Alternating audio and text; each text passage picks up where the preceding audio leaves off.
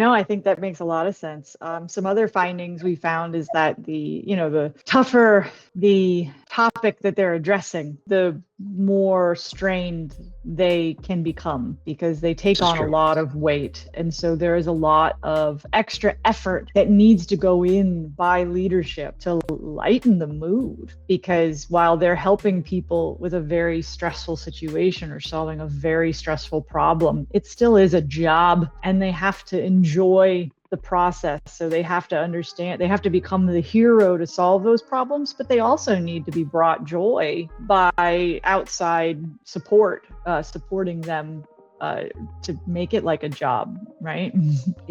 Patty, we had done that study last year for a number of nonprofits where we looked at what was really engaging the employees. And it was really rather interesting is that just having that social interaction outside that stressful environment, how meaningful that was to the employees' well-being and their sense of that mission that they're on right now. And if you think about it, like during the pandemic, all the nurses, all the medical people jumped into the medical field, worked their butts off for 2 to 3 years, right? And as a result, there's a lot of attrition in the medical field now. People are leaving, burnout dumps.